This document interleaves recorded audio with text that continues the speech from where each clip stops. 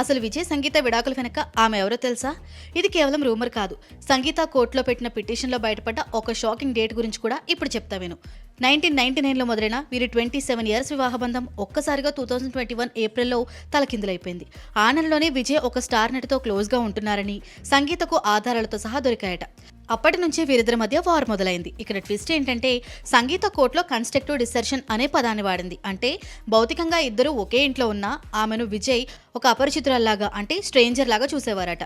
ఒక భార్యగా ఆమెను పూర్తిగా పక్కన పెట్టేసి ఆ యాక్ట్రెస్ తోనే ఫారెన్ ట్రిప్స్, పర్సనల్ ట్రిప్స్ వేయటం ఆమెను మెంటల్లీ నరకంలోనికి నెట్టేసిందట. జనాలందరూ త్రిష పేరు ఎందుకు చెప్తున్నారు? లియో షూటింగ్ టైం నుంచి వీరిద్దరి మధ్య బాండింగ్, సోషల్ మీడియాలో త్రిష హింట్స్ ఇవ్వటం చూసి అందరూ ఫిక్స్ అయిపోయారు. సంగీత పిటిషన్లో పేరు బయట పెట్టలేదు, కానీ అంతటికీ రీజన్ ఎవరో క్లియర్గా అర్థమవుతుంది.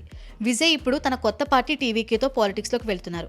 ఇలాంటి టైంలో ఈ మ్యారేజ్ డివోర్స్ వరకు వెళ్ళిపోవటం, కోర్టు నోటీసులు రావటం ఆయన ఇమేజ్కు ఒక పెద్ద అగ్ని పరీక్షనే చెప్పాలి. అందుకే చెప్పా, ఇది కేవలం విడాకులు కాదు, ఒక సీక్రెట్ లైఫ్ బయటపడటం. విజయ్ ఈ మచ్చ నుంచి బయటపడగలడా లేదా? కమెంట్స్లో చెప్పండి.